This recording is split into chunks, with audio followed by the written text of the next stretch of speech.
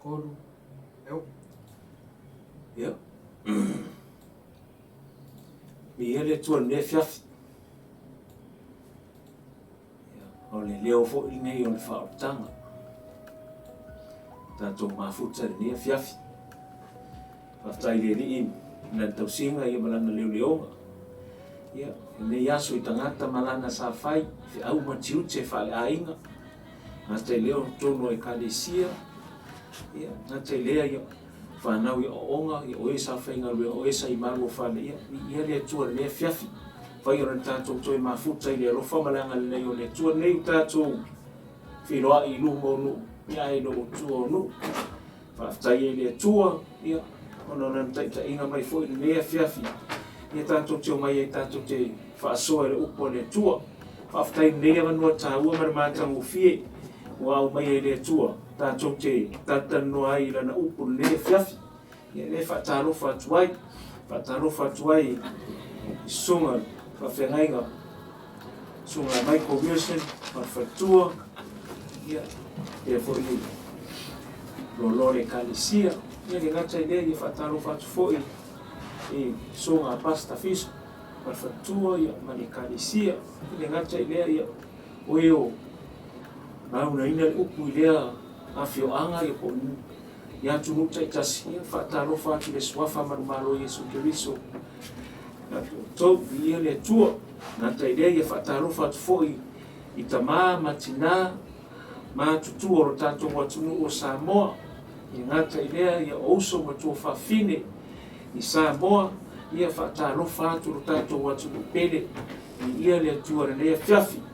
Ia lea fiafi ia ai amataina i tatou momoa na tatou o lumo le tua le fiafi. Ia se whetalai le ngā pa ia i tatou le fiafi ia i tatou whaamolongo o le fiafi.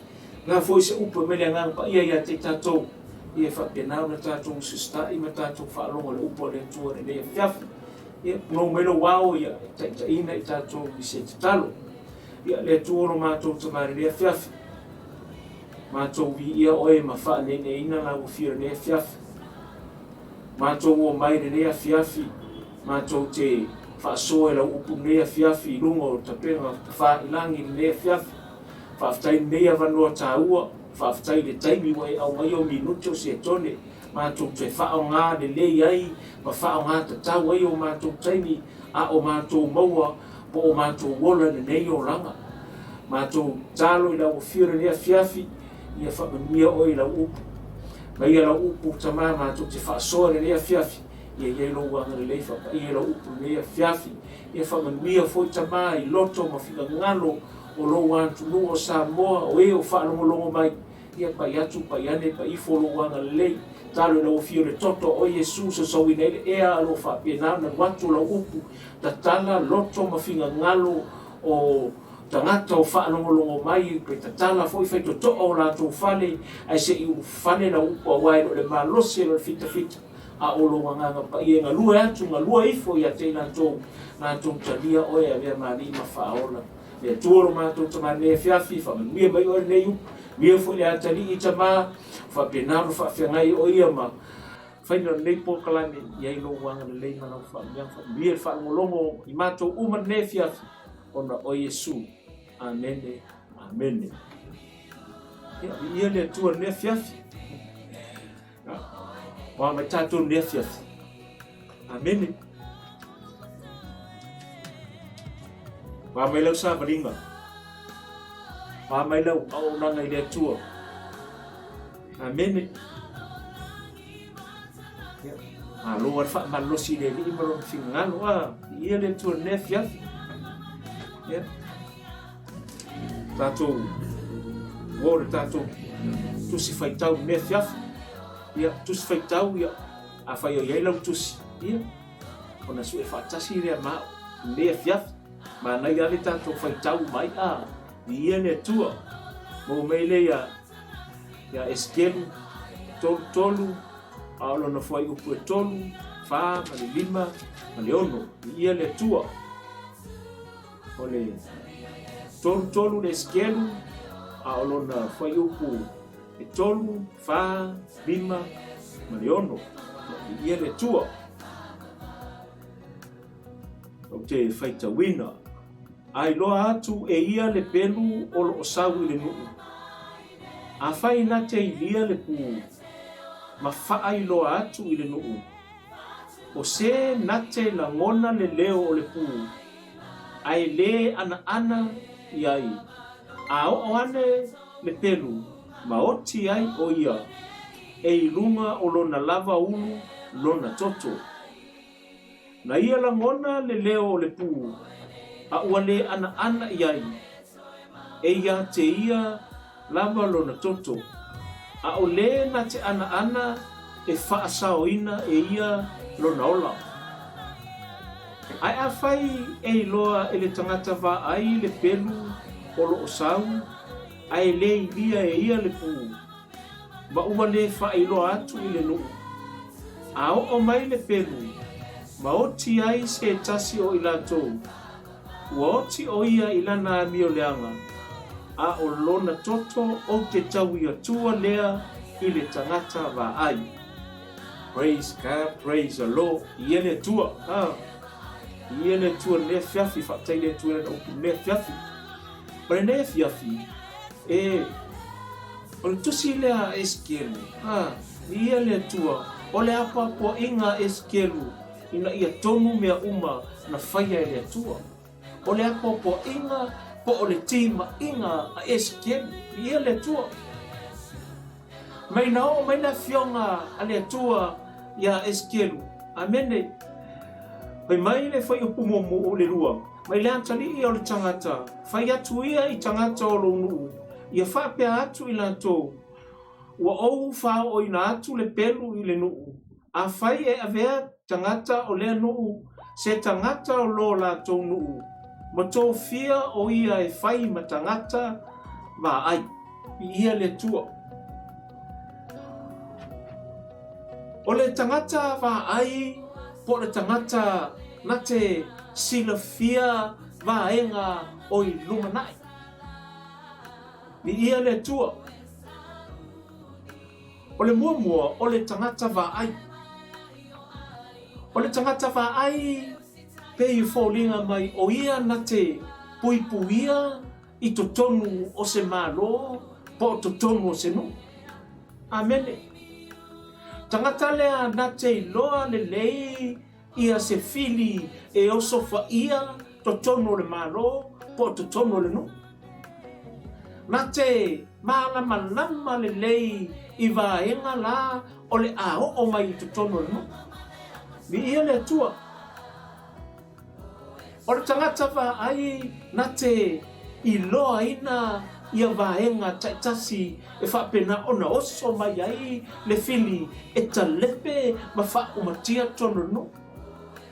Amene. So se atu nuu a, so se nuu a, e tatau a, ona iai se tangata vaai tutono nu. O tutono le malo, ia le tua.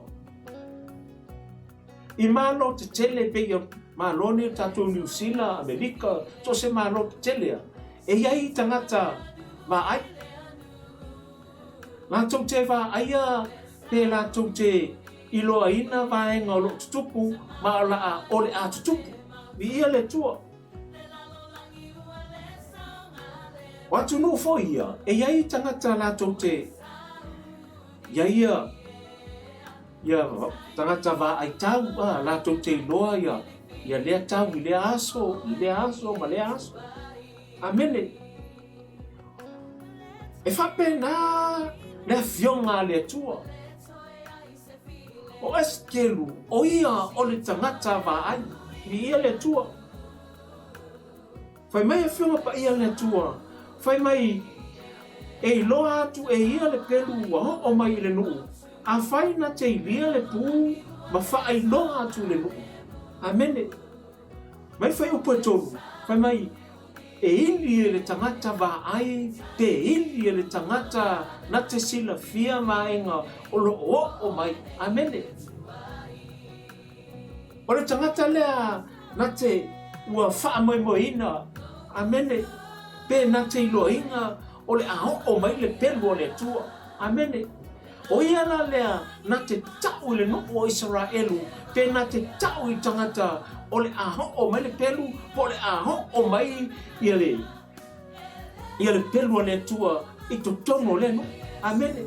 Aho o mai la le pelu ai le I whapena o na tau ina atu e le tangata vaai ua tō fia o ia e whai ma tangata vaai pe whai ma tangata tālai le whinga ngalo le tua.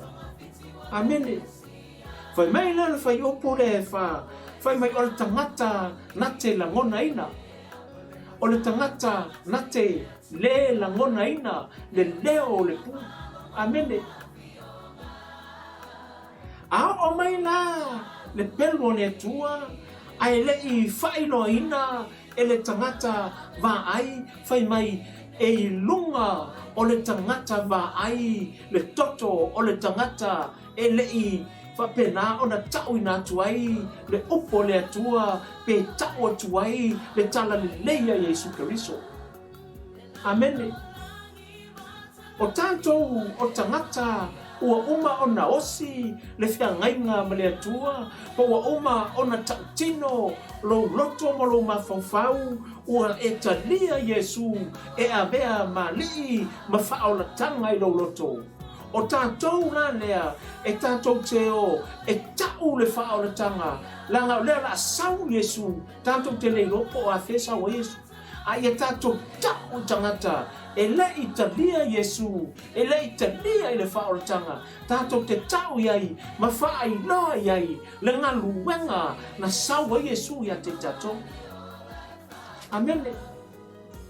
Le ngaluenga mai ai ale a Yesu ma fai lunga o sa taulo ina awana I whanolo wola awana I whanolo wola awana I whanolo soifua a ia tatou maua I leo lai whaka. Amen. O le tangata wa ai na te malama lama lei so se vaenga I oso mai ai fi. Amen. Fai mai o ia le na te whai loa tu le nuu maili le pū ma whapena o na langona o me tangata le leo le pū le leo le whaarutanga le nefiat. O leo te sau le nea fiafi. Amene. O te sau e tau atu pe ili atu le pū ma whai loa atu I tangata.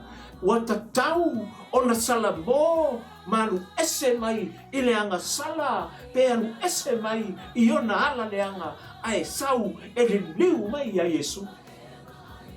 Amene. I le leo le neia fiafi le leo le whaaratanga wa o sau e tau atu le fe au le atua le neia fiafi. Amene. Fai mai fai upo e wha mai o le e whaalongo I le leo le pu ai le whaalongo. Amene. La ngona le leo le pu ai le whaalongo. I ia le tua. Wala ngonga le leo le whaaratanga pe wala ngona le leo le upo le atua le nea fiafi ai le whaalongo e musu wa e whaalongo le upo le atua fai mai a fionga pa ia le atua ua o mele tei me feu e talinga e whaalongo le upo le atua musu e whaalongo amene musu e talia ni ia le atua musu na te talia ina le upo le atua awa o le upu lea, o le upu e aunga e hao e whaatonu, e whaapoto ai la mio tonu. Lea ia se sio kākou e alo mai le upu lea. Amene.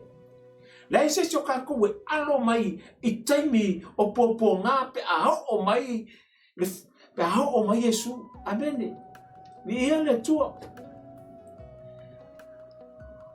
O le tangata whaalongo, o le tangata lea na te whaalongo mawhai. Amene. Tangata whaalongo e aungo fie na te ngalue ina le upo ne atua. Amene.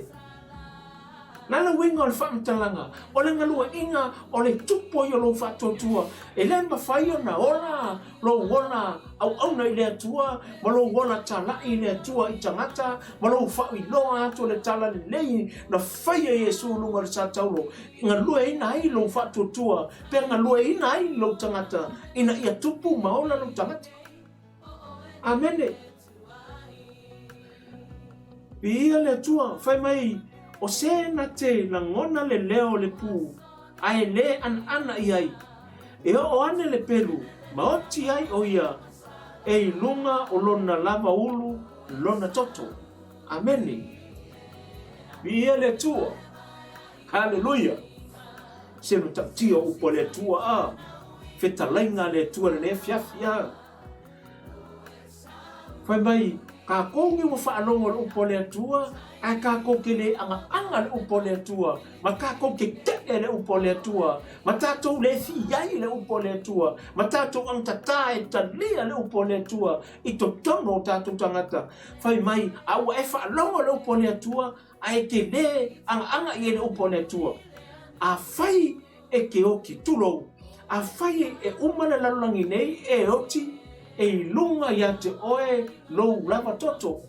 Ua mama le tangata na tau atu ia te oe le upo le atua ina ia tātou wola. Amene. Se whaataita inga. Amene. A whai ua o tau atu ia te oe le upo le atua e te sawe talia Yesu e avea ma lii ma whaola.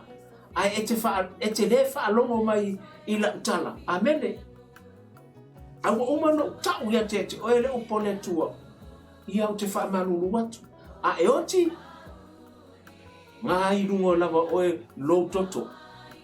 Wa mamau ma le toto oe. Amene. pe ona fai mai aile na fionga pa ia le tua me ufango lima o le tai me ufai mai amene o mama o le toto le tangata amene o umalana o tau ya tete o ele nei afiafi ia ano ese ia ano ese mai iala leanga male matanga o lo tato wia ele nei tai amene ia ana le upo le tua ma talia le upo le tua ile nei afiafi ia le tua langa asau le pelo le tua ma oti ai a uma ne e fa longo le upo le tua fa malulu watu amene ngala ya oe lo lava lunga ya ki oe lo koko amene ia le tua le fiafi ole e fa pena tato amene ia le tua tato te fa longo le upo le tua ai tato te le anga le upo le tua e fa longo ai busu e fai ia le tua lango ko kele pe no taua o to tele tato o feu o tato fa longo feu fa longo nale o busu wa no tato fa longo le upo le tua o fai lava le tali tonunga le tangata lava ia amene lo por menga le femele upo le tua fai mai lo por menga o vai ina ele tino ke riso tali tonunga ia le tua tali tonunga o tato loto ma tali tonunga o tato tangata i lea tupulanga ma lea tupulanga a ole upo le tua fai mai le upo le tua i le neia fiafi alo ese mai ai ia le tua mai ia o tau la ngona le leo amene mai no fai aku ia le tua eskeru mai anu amene i oio tangata vai ia le tua mo umo na tofia amene mai eskeru tofia le tangata vai e fa pena ona vai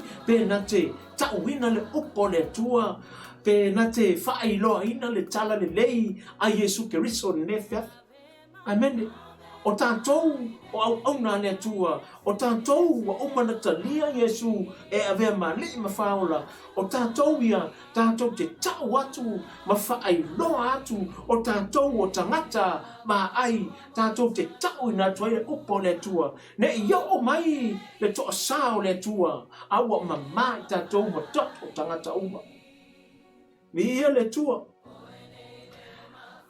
amene ia le tua le fiafi mai oi o tangata lea na te iloa le nei pe na te mai tauina ia e wha pena o na ho mai ia fili e wha pena o na wha umatia ai se nuu o ia la o le tangata na te ilia le pū e noa ai e tangata o le ao o mari fili o le pū foi lea na te ilia le pū na te wha iloa i tangata o le wha ilo lea o vaenga o le atutupu po le aho o mai tutono nu amene e fa pena fo i le nei fiafi amene le upo le atua le nei fiafi o fa ai no atu ya tatou le nei fiafi le upo le atua le nei fiafi e fa pena no tatou o mai e fa pena o talia Yesu e vea ma liki ma fa ola yo tatou tangata ia le atua le nei fiafi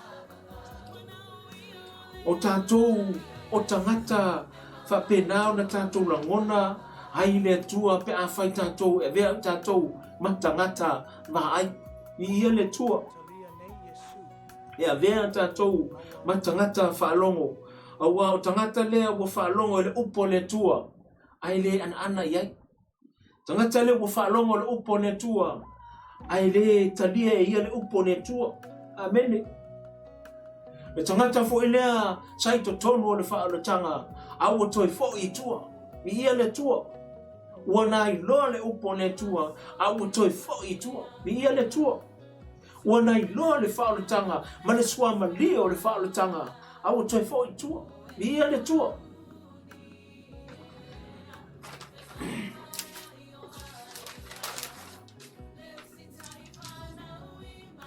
i ia le tua fe mele fe upe lima mai na ia la ngona le leo o le pū, a ua le ana iai, e ia te ia lava lona toto. A o le ana e whaasauina lona ola, i ia le tua. Ma ia whai upu lea, o whai upu lea, oe, o longa winga, ia lofa oe ia te oe, amene. Ia lofa oe ia te oe. Te leo isi tangata e wha mua na lofa i lesi tangata, i ia le tua. Te leo isi tangata e wha mua lo na lofa i lana whanau, lo to lua, lo na ainga. I ia le tua. A ole vaenga e ta tau na wha mua ia te oe. E tau na wha mua lo lofa i le tua. A lofa i le tua, ma lo wanganga atua, ma lo loto atua. Tino atua, amene. Lua, ona e lofa i le ia te oe. A lofa oe ia oe, amene. Lalo winga on wha mtalanga i te lofa lava oe ia te oe. Awa, o lo lofa lea o lo wanu e tau i tangata le wha tanga. A le e ta ua tangata le wha tanga, pe te ta ua tangata le tana le leia Yesu Keriso. Amene, a oti lana tangata lea. Ono fai mai no le fionga pa ia le tua, mai o te tau wia tua i le tangata va ai lona totu, a ua oti o ia i lana mi o leanga. Amene, oti le tangata i lana mi o leanga. Amene, ai e te le ita ua i ai le wha o tanga pe te le ita ua i ai Yesu. O lona winga, ua i lunga i ante oe lona totu. Amene, o lona winga foi. O le a e le lofa foi oe i ante oe. O inga foi e ke oki foi i la ua mi o leanga. Awa o le ta, pe mena fionga pa ia le tua. O la ua mi o leanga foi nga. Ai awa ne a vea lo tangata va ai. E ngalo ai tiute o tangata va ai. Ia le tua. E ngalo ai le tangata va ai. Ia lofa le tangata va ai. Ia te ia lava. Ia le tua. Awa ne ngalo le tangata va ai. Ia lofa ai ai ante ia. Ma ia whaasauina mailo na ola. E whapenao na le tālai. Ma whaia le finga ngalo le tua. Tālai le wha o le tanga. Awa o le ngalu wenga le nā le a Yesu Keriso. I lunga o le sātauro. Amene. Le ngā luenga mai a ea le nā Yesu Keriso. Ina i awana i whanoro tātou wola. Amene. E le te ia sau Yesu alununga la. Amene. E le te ia sau Yesu alununga te ngā ina Yesu sasa. Wheanu iei tangata. Whai iei tangata. Tutu ili mai whao. Pale tui leo. Tau ili. E le te whaia. Amene. Pea tala whasa moia tātou e le kei whalala fore ne. Amene. E le te whaia Yesu le nei tauranga. Langa iei le mafuanga. Iei le mafuanga. Le mafuanga lea. Ina ia ola oe ola. Ina ia tāo e tā lai le finga ngalo le tua. Ina ia tāo e whaia le finga ngalo le tua, ma tāna i le whao le tanga le tua. Tātou o e tau atu i o tātou ainga, tau atu i o tātou uso o tō whawhine, amene. Tau atu i o tātou matua, tau atu i o tātou whanau, tau atu i o tātou tōrua. Leanga le leio le tua. Awa, po le ama le a tātou te le tau natu, le whao le tanga, pe tau atu Yesu, o ia o le Keriso. Amene. Nongo winga la a, whioti la tātou. Ai le tau atu mai te le whaalongo mai, i le leo le whao le tanga, mai lantou, o lo fola le upo le tua. Amene. E mai e lunga ia te lantou, lamba lo lato toto. Amene. Wa mamale tangata ma tau watu i ante o tou le upo le tua ma tou fo'i mai i le ia Yesu Keriso ma vea Yesu Keriso mo o tou whao. Amene. Lea fo'i lea ana whai mai ele tu seo aranga luenga. Amene. Whai mai Paulo whai mai ia Iuteia ma whai loa atu i tangata Iuteia o Yesu o le Keriso. Ai whai mai la Whai mai tangata Iuteia, e te tangata Iuteia. Amene. na tama fai Paulo e whaailoa ma tānai atu awa o neisi fo tangata ma ai tangata leo Paulo. Amene. Whaailoa atu e Paulo ma tānai atu e Paulo. Amene. I le tala le lei pe whaailoa atu le whaalotanga ma whaailoa atu Yesu Keriso i tangata iutaia ai te e a tangata iutaia. Amene. E le fi whaalongo tangata iutaia i le tala Paulo. Ai sa tam fai Paulo e ta tai atu manau Paulo ina ia whaolaina tangata iutaia. Mai tafu tangata iutaia o ina tōwia na whaasataloina Yesu. Wa umana la tau whaalongo le upo le atua wa la tau whaalongo whetalainga Yesu. Ai o mai tau whaasatalo Yesu. Amene. Ia le tua. O tangata iutaia, o tangata mako tu la fono. Ia le tua, o tangata ia, e tari tonu wa ina tou, i la tou tua a, matala tuu. Amene. Asa tama fai Paulo, e ave ese ia, tūranga, le naunaunga Paulo, ina ia tupu, maola, mafua mai la tou, ma la tou te tonu, i le opo le tua rene. Ia le tua. Sa tama fai Paulo, e wha pena o le wha tō sina mai, loto o iutaia. Amene. Sa tama fai a Paulo, sa finau a Paulo, e wha matala i le no o iutaia, le winga o Yesu Keriso, ma le mafuanga na sau o Yesu Keriso, ma anu lungo le sa taulo. Ia le tua. O ifo ia o mama ai Paulo, amene. I toto tangata na tau iai, matalia la tau Yesu Keriso, ma e la tau tele talia Yesu, ma tau tele talia foi Paulo. Ia le tua. Whapenai tātou. Ia le tua. Telo tātou na tau tele o talia ina, le upo le tua, o lo launga ina, pe tau atu, e au auna le tua, i whawhia ngainga, wa uma na tōwhia le tua, o tangata, tasi fo ia tangata o tangata wa ai. Amene. O tangata wa ai, o au auna ia le tua, la tō te tau mai ai, le upu, ma wha amalo si ai, loto, o tangata ngā lulue po au kerusiano, la tō te o e tau le upo le tua. Amene. O le ala fōne nā o sawa ne fiafi, langa o sitai, i le au auna le atua, i le tangata wa aia le atua, e sau e tau atu le upo le atua ne fiafi. Amene. O au auna le atua o la tōwia, la tō te mana malama le lei, awa uma o na ave ia le atua, le poto, ma le atamai, e whapenau na la unga inai, le upo le atua, malama i le upo le atua, awa la tōwia o lo sa ili tuli vai le atua, awa o la tō o tangata vai. Amene. E whapena fo i tātou, ua tātou i loa leo po le atua, ma tangata kerisana uma. Amene, o tātou o tangata vai, tātou te tō tutuli lumo le atua, ma tātou whaanga pongi le atua, po le a, le whinga ngalo le atua mo i tātou. Amene. Tātou te tau i tangata i lei talia Yesu. Whailoa i tangata i lei talia Yesu. Whailoa i o tātou ainga. Amene. Whailoa i o tātou ainga. Whailoa i o tātou nuu. Whailoa atu lo tātou atu nuu Samoa.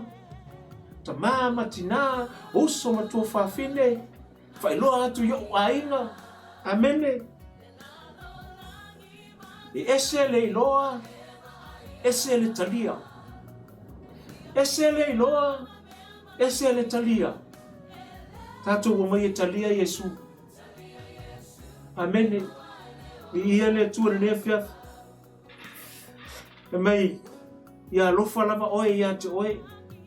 Ia lofa lava oe ia te oe. Lofa ia. O lofa fo le ia te au. O lo sa we tau atu le upo le tua ne fiaf. Ina ia whaolaina ia.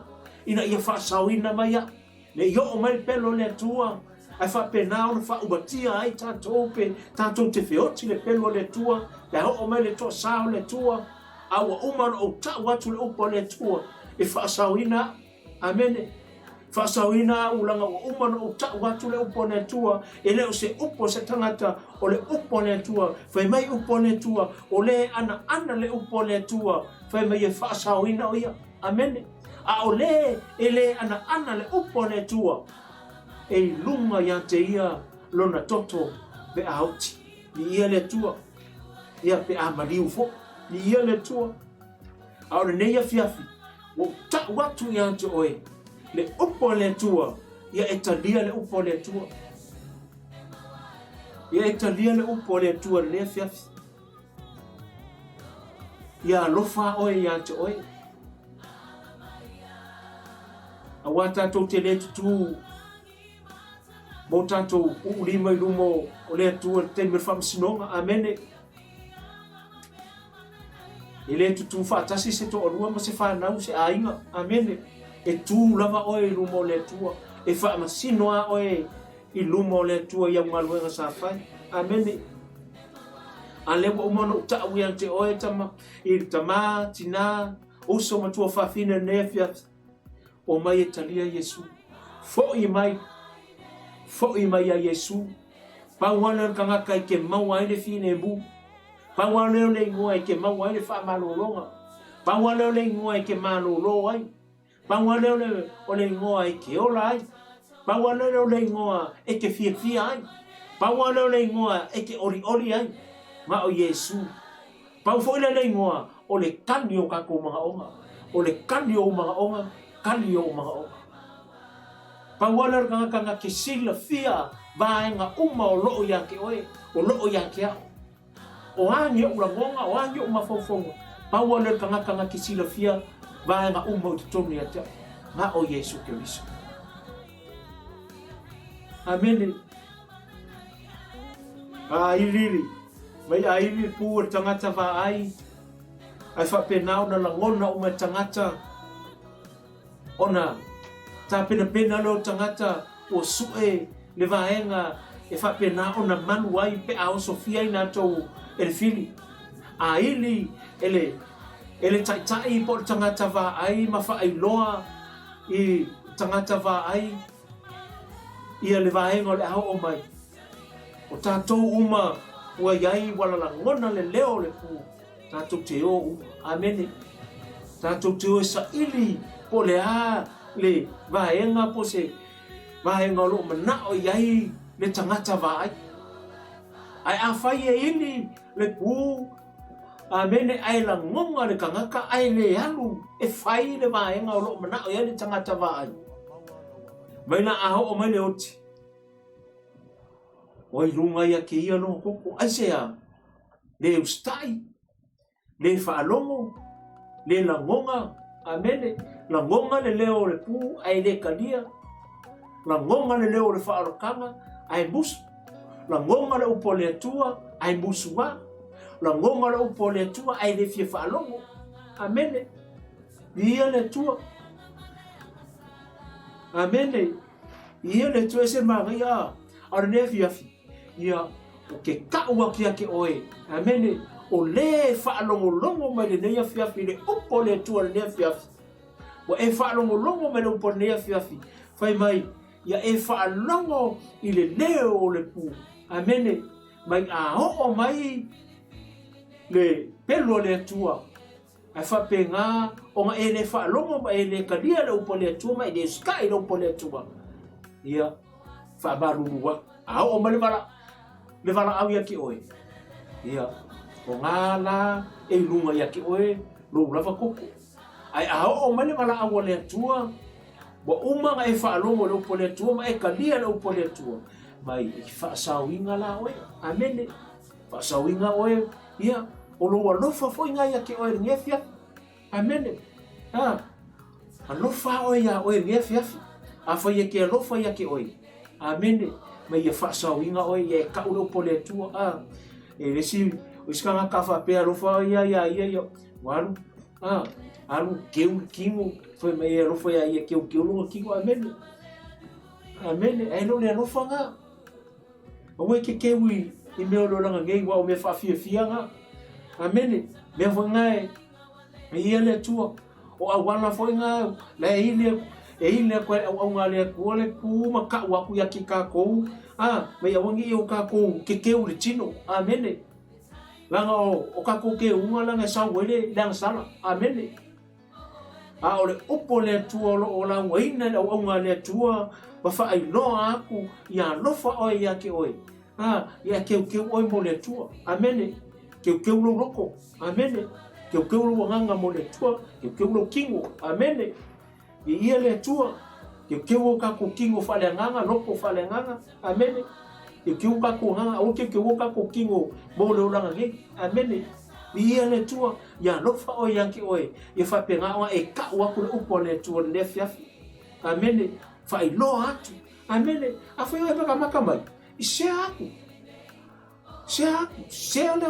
le upole tua le fiafi e kusala o le wa e faia ma e ka wa ku kanga le upole tua le fa o kanga o nga lo fa le ya ke oi o fa sa winga oi amene pe a o mai le pelu por to sao le tua amene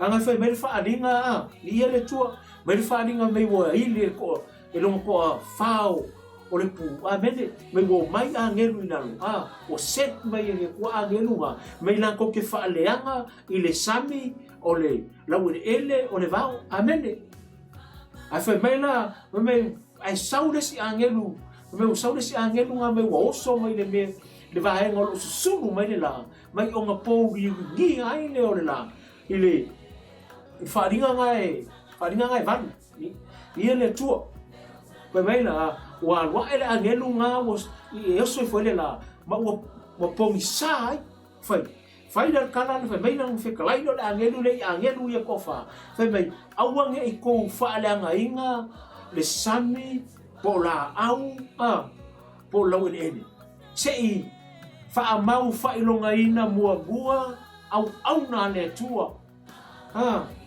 fai mai fa mau fa longa ina au na le tua yo la ko mau amene po fa na wa le tua na toia o sao mai po nga tele mai wa uma na tao la to ofu le toto le tama i mamoi amene tangata yo o sao mai po wa au mai wa uma na faia le la to ngaluenga ile lau ele e ta lai pe na to te fa ai no atu le upo le tua ma la to ta lai atu le tana le nei ya Yesu Keriso ye fa pe na una to o mai ta lia le fa tanga amene fai mai na le kusi le fa linga mai nga lua e na le angelu nga le va nga lo oso mai le na pe me wa pongi sa wa po riu dia ai la ia o nga fa mau fa longa inga mo la ia le o fa longa i mo aulu o na le tua po tangata o fa na le tua e fa longa le tua ale fo kopi mai fo sa kangi amene kopi fo ki apolo ia fe me fa longa e fa longa le mo aulu ku se le o amene ese kopi o ma kwa kopi o sa ka so se fa enga I kongo le fiunga pa ia le tua o opo le tua e kom fa sa kangi e kopi enga ia amene ia le tua mai la wa o malenga fa ma fa longa ia o nga saula ia la ava ai le kusinga saula no fe nga le e fa ringa nga ia eva maka upunga ia fa mai la o mai fa mai la mai ia mai e kinga fa mai lima masinga fa kinga ai ngai na ko kele kalia le upole tua na ko kele kalia Yesu e mari fa lima masinga fa kauna ele kusinga e fa ringa iva fa mai e kinga fa mai pe yo akalamba vo ngai e kui fa mai mo ko kinga amen ai lima masinga fa kinga ai ngai fa mai ora kaiminga fa mai e ke ngau ai e ke oki ai ke le oki mai ke fiu mai o so e yana ko fioki mai ai sola ai sabe fa dinga nga fa kaula fa dinga nga mai ai sola le se le oki mai la ko ai se me o sola se le oki mai la ko ke fiu e fioki a vole fioki anga upone tua amene fa ma ongi le upone tua fiu sa ili se me oki ai la ko ai le finga fioki mai e sola ese lo ki malako Langa fo yo la ko ia ele fa longo le upole kua wa umanga ini kanga kava ai po au na le tua po o kala ia ku le fa au na tanga be fa I mai talia Yesu au ka ko ke mapoloku au ka ko ke oi I fa pena I va enga o lo sa o tatou tua a po tala tu o tatou tua a o lo tatou ma po pe ai fa mai o tatou ngami o leanga amene tau na tu spa ia o le amio leanga pe tatou le fa longo I le upo le tua amene ele fa penga o se tu lo se fasio tangata ngoi wa ni si vanga fa penga tau o le amio leanga o lo amio leanga foi lo le tali o le upo le tua o lo amio leanga sili ale amene o le amio leanga nga o kako e fa longo le upo le tua ai kako ke le kalia le upo le tua fa ai lo aku le upo le tua ma fa mara malama aku ma fa pupula aku le upo le tua le fia ai le la monga kako le upo le tua amene o le amio leanga nga kako amene pe o fa me ele fa upo ono amene ai a fai e sau ai a fai e loa e le tangata va ai le pelu o lo sau ai le ilia e ia le pu ma ua le fai lo atu I le nuu a o mai le pelu o na oti ai le o se tasi o ila tō ua oti o ia ila na mio leanga a o lo na toto o te tau ia tua lea I le tangata va ai ni ia le tua vai nga muni lea ni ia le tua umal vai nga mo tangata va ai ni ia le tua lona lua o le tangata le fa longo tangata le talia le upo le tua tangata lo ta pumpuni pel fai to o lo no loto per fai to o lo na mafofau ata tala loto tau tala le na mafofau o lo opong sa pe po diulingia pe lo na mafofau pe o lo ta fi mau pe lo na tali tonunga ma lo na fa longo I tala tu o na matua ni ia le tua tangata le fai mai le flama pa ia le tua ni ia le tua o le lo na tolu ia lo fa lava oe ia te oe lo fo ia te oe na ia fa sawina mai oe mai popo nga tele pe ho o mai le to sao le tua pe ho o mai ia vahenga o lo ta ua mai fionga pa ia le tua ai fa pena na lo fa oe ia te oe ia fa sawina mai oe ina ia lo fa oe ia te oe mane vahenga muri ia le tua Fōringa mai na fionga pa ia le tua fai upu e ono lea. O te toe fai tau o tua wha mana mori. Ai a fai e loa e le tangata ma ai le pelu o lo sau. Ai le lia e ia le pu. Ma ua le fai loa atu I le nuu. A o mai le pelu o na oti ai se tasi o ila tou. Ua oti o ia ila na mio leanga. A o lona toto. O te tau ia tua lea I le tangata va ai. Ni ia le tua. O te wha upuhina la le whai upu lea. Amene. Tino o ke riso. Po le au ke risiano I le nei afia. Tulai mai. Amene. Tulai mai. Ke risiano. Tulai mai. Tino ke riso. Tulai mai. Nana winga le whaamtalanga oso kersiano wale tino Yesu Keriso. Amene. Tangata ia wana tau talia Yesu Keriso e avea malii ma whaola ma whaia le lato whea ngainga ma Yesu Keriso. Wa umana lato tau tino yo lato loto. Mo lato langona, mo lato ma fofau ia no fotupu Yesu Keriso yo lato loto. Amene. Kerisiano tulai mai taimi nei o le au kerisiano. Amene. Taimi nei o le tino keriso tulai mai. Tato tau le upo le tua. Tato whaamano losi e tau le upo le tua. Yo tato tangata. Yo tato tua oi. Yo tato ainga. Yo tato matua. Yo tato whanau. Tato te tolua. Tato te tau yei le upo le tua. Tatou whaamalama lama iei le upo le tua. Amene. Langa atatou te le whaia nga luenga lea. Whai mai i tangata i le i talia Yesu e vea mali ma whaola. Whai mai e oti le tangata i lana ni o leanga. Ai lunga ia te tatou le toto le tangata. Ai sea. Langa fo le ka kukele i tau i e whao tanga le tangata lea.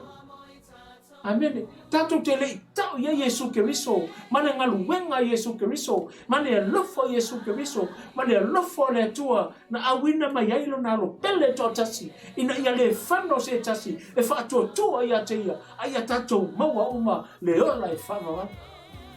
Amen. Ngaluenga le tatou. Amen. Le ngaluenga le ale au Kerisiano po le tino o Yesu Keriso. Amen. Ia le tua. Ia le tua. Ngaluenga le tatou Kerisiano. Amen. Tulai mai. Tulai mai e vea tatou e tauina le taua mo Yesu Keriso. Tulai mai tatou te tau le taua le lei. Fai mai a whionga pa ia le tua. Ia tatou tau le taua le lei. Ia i o ia tatou le tau sinonga. Amen. Fa a mata lei, fa hei o lei pe o whenei pau. Amen. A mata lei lo ngaruenga. Amen. Fa hei o lei lo ngaruenga. Amen. A whaina e a mata i whaotanga. Amen. Fa hei o whaotanga, fa hei o ia Yesu. A mata ia Yesu, fa hei o ia Yesu. Amen. O istangata ua. O tu e fo i tua. Amen. Mi ia le tua. Le upuane le tua. Amen. O ngi o kako fo i kua awa fo i lo i kua o ki kako pe a sau pelo le tua pe a o meto sao le tua. Fiu kako su e roki. Amen. Fiu kako sa ili se vaenga e o ki kako. Amen. Si fiu kako e su e fiu ki kako ile fiu ki kako. Ai sea. Nanga fo i kako o le eu fui a kako leu kalele o pole kua ai kako ko foi kua eu uma ia kako hi eu uma kako le ile vaenga le o le ambiolanga o ke ka o ia o le ambiolanga amende kako ele talia Yesu kako eu fa longo mele o pole tu nefia kako e ambiolanga sa o ambiolanga fo wa fo ska ka ambiolanga ai nga o kalele o pole tu ma o sau mau inga no ko le tua e o ngale ko ya kiau ma mai o fa ma no sia kiau o fa kau o pole ko ia mo no ina ile wa lo fa ya ma fa sau inga ya wa inga ya uma ye yo mai ko sa le ko ai o mau I fe mai lima masinga e fa kinga inga lima masinga oka lima fusu lima lo fulo di ala lima masinga. Inga lima aso, rufu lima aso. Vai ya aso le masinga. Oisi masinga kai kol se furu. Amene. Oko. Kol se furu. Oisi masinga kai kol se furu, kol kasi. Lua vanu. Ya lima masinga. Amene. Ia le tua. E lima masinga ia whakinga inga I kako. Aso o le masinga kasi, kou se furu, kou kasi, lua van. Amene. A whakinga inga na kako. Onga ore kako wa mioleanga. Onga ore kako wa mioleanga kako le kalio le upo le tua. O le upo le tua le nea fiafi. Me ia kako ua whaasara lau aku me maniu Yesu ronga sakau ma le ngaluenga Yesu Keriso kau ia wa le mawhai se so kako o ngā anu ronga sakau amene le mawhai ngā anu se so kako ronga sakau le kuku ia pe anu se so kako ronga se la au amene e kuku ia o kako rima kuku ia kako vai amene le mawhai se kas amene le ala le ngā whaari tino mai ai Yesu Keriso. Amene. Na maniu runga sa tau. ia tātou vava ai popo ngao le tua. Amene. A eva ai popo ngao le tua. Fai mai leo whiunga pa ia le tua. Ne ka ko vava ai. E le ai se mangao iai. Amene. Nei se mangao iai. Ai sea. Amene. Walanga ile mangao iai lang kike i le tua. Mene. Walanga ile mangao iai lo le fifa longo lo upo le tua. Walanga ile mangao iai langa ke busu wa e ke fa longo lo upo le tua. Walanga ile mangao iai langa feu o tatu tolinga. Tatu te fa longo lo upo le tua. Amene. Aole upo le tua ma le tua lalo le nei fiafi. Amene. Fo i mai. Li liu mai iala leanga po o ambi o leanga. Ai tato fo i mai ia Yesu Kristo. Foi mele fion pa ia le tua mai Israel lue. Amene. O ai ko ke fa akusa ia ia. O ai ko ke fa akusa ia ia. Amene. Mai le fion pa ia le tua mai fo i mai li liu mai o ko ambi o leanga. Li liu mai o ko sala. Li liu mai akia. Amene. Penga fo se mana tu le fiafi Samoa o so ma to fa fine Samoa lo watu pele foi di liu ma ya Yesu Kristo foi ma ya Yesu Kristo awa oia o leala upumoni maleola e leala tu lava se tasi le tama e aleluia ku ya Yesu Kristo uia ku ya Yesu Kristo o ma e halu le kama uia ku ya Yesu Kristo ile tama fa filo ia te oi ni ia le tua amene ni ia le tua alu momo ya Yesu Kristo kalia le fa kanga nga fa ya Yesu lu sa kau inga ia maua oi maua na sawa Yesu sawa sa ili penga sawa fa ai loa mai amene Sau Yesu e fai doa mai ake oe. Sau Yesu e fai doa mai ake a. Le ala o le faa lo tanga na nea fiafi. Ia le tua nea fiafi. Mai le, ka koula ke siano, po whanau le tua. Anga e fai mai le fionga pa ia le tua, le yoane mo mora fai posuma lua. Mai o ilato uma na talia o ia. Na wavatu iai, lea to tua matali. Ma vea ina to o whanau le tua. Amene. Whanau le tua le nea fiafi. Tato o talia le tua. O le tino ke riso le nea fiafi. E tato tula i whatasi. E tato tutu whatasi. Amene. Pei au. Whasara lango e sau le ki o manu reua tutu whatasi. Amene. Pei kapenafu sa manatu le nea fiafi. Kerisiano. Tula i mai tato tutu whatasi, tino kriso, tato tutu whatasi, tato tau lau pone tua, ma tato tala i Yesu, ma tato tau tangata i lei whaolaina, ne yo o mere to sao le tua, ia au lungo i ati tato o lato toto. Aia whapena, o na mamai tato, ma toto nei tangata, peo le upu, a le tuspa ia, amene, i le taitai au, o Pilato.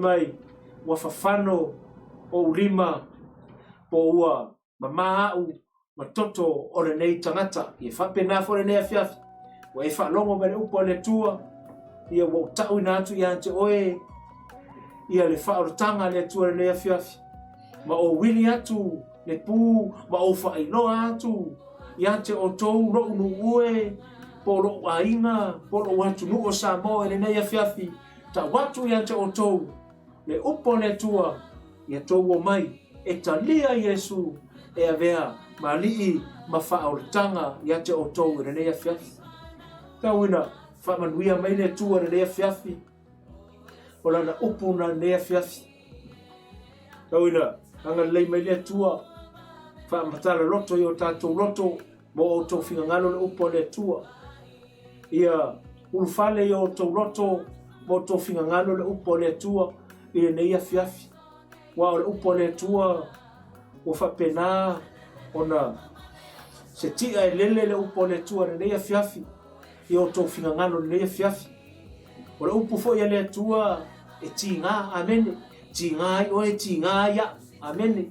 O le upu fo ia, e au ngā le upu lea, pe mei au ngā e malosi ai oe, malosi ai ia. Au a ane le upu lea, e le mawhai o na tātou malolosi i whale anganga. Lia le tua le fiafi. O le upu lea e au ngā whi mei au ngā e au, e wha tonu, e wha poto ai tātou le upu lea tua. Lupu ai ngā le fiafi, fo i mai a Yesu. I liu mai a Yesu le fiafi. Me mai, o nei o tātou, o nei o tātou whapena, o na tātou whaalong tatale upo le tua. O nei o tātou au tatale upo e whaalong le upo le tua le fiafi. Ai e tātou au o fie le upo le tua. E tātou whaalong wa o le tua, o le ngang paia, na te whaamalama maila na fionga ia tātou le fiafi. E tau i whamanuia mai le tua le fiafi, le upo le tua le fiafi. Ia a whai o le te whaalongolongo mai le upo le tua le fiafi. Ia se atu le po kalame leo le whaotang. Ia maua e ta otu fo i le tangata ma le tangata. Ia ona mamai leo oe ia ma le toto le nā tangata. Ia o mana e tau iei le whaorotanga. Amene ma e tau iei i ranga luenga Yesu i lunga o le satauro. Aua o lunga o le satauro. Na maliwa Yesu ona o le alofo Yesu ia te oe ma ia awala ia whai leo ngā whai seo ngā pe ia tātou whaia leo ngā o le ngaluenga Yesu na whaia i nunga o le satauro. Ia le upu na le tua nea fiafi tau whamanuia mai le tua le na upu nea fiafi. Ia ma pena ona maua e tātou, ia fia ma le ole le upo le tua i le nei a fiafi. Ia whai e tere i talia Yesu e a vea maali i mau whaola le fiafi. Ia wawa noa le nei a lea. Ia nangai, whamino whio pa ia le tua mai a o mai ia. E mai lai a lea e ke whio e sue le oki. Ke whio e sue ia o le maua se kaini e ke oki ai. Ia whaki ngā inga kako i māsinga i ni. Ia ngi ke mo o mai ar to sa le tu a ke ri kalia Yesu a le wa fa lo lo po le tu ia onga o a ku le to sa le tu i mai yunga ya ke o lo a wa mamana ia ma to ia le me le tu ia si me no a mai fa tai tai me le upu le o le a o fa upu se tanto upu le tu i le nei a fiafi fa tai tai me le tano le talia Yesu e a vea mali ma fa ola ia Aftai le lava le atua i lea fiafi mātou whaalongolongo i lau upu. Ia, le atua whaaftai lau upu o mātou talia lau upu i o mātou noto. Talo, le atua whaaftai lau upu lea fiafi o mātou whaalongo i lau upu. Whaaftai vi ia oi, le talo lea fiafi Yesu. Ia tau tino atu a fio mai oi tono mātou noto. Fio mai oi tono loto. Ia aveai oe ma li ma faola i to tono loto ia nofo tupu ai oe Yesu Keriso i to tono loto ia aveai oe ma li ma faola whaftai Yesu whamina lagu fio o talia lagu ia oe le tuoro mātou tamare lea fiafi whaftai lau upu sa mātou tatanoina ne fiafi whaftai anga pa ia sa whetalai oe a whanongolongo i mātou Whaftai lau upu e au ngai awa e whaatonu e whaapoto ai mātou. Tāre lau whiore nea fiafi. Ia o toi lau wangana lei ma lau whaamianga ie na whaalongolongo mai lau upu nea fiafi. Na vea lea ma whaamalosi au ma whaatupu ai o mātou wola whaaleanganga. Ina ia fua mai i fua le lei tamā. Le tuaro mātou tamai whaftai tamā. Ia o toi lau whaamianga o toi lau wangana lei. I se o fia mau soani o whaalongolongo mai lau upu. Ia o ngā lau upu i o toi lo wanga le ma lau fa malo longa ya tu na to talo la ofio fa mia mai o tamare le fiafi e u nei me uma fo ya tu vi inga ya oi so wina fo nei fa de toto o Yesu e ia fo lau fa mia le atali i tama o fa nei po kalani di ia ai la ufi fa tupu pe lo na oli ma lo na fifia porto le atamai i fo ia te ia wa fa fe ngai o ia ma nei po kalani fa mia fo i tama la ona ma fa tu tama mai koma tua i elo wanga le leima lau whaamianga ma lau kalesia via fo tamai lau ona ya fiso tamai ma tua ma ma le ekalesia ia ilo wanga le lei malo fa le afiafi wa inisi o falo longo ma le po kalami ia ilo wanga le lei malo fa mbia fo ia tu le inga ia choe ona o Yesu amen amen.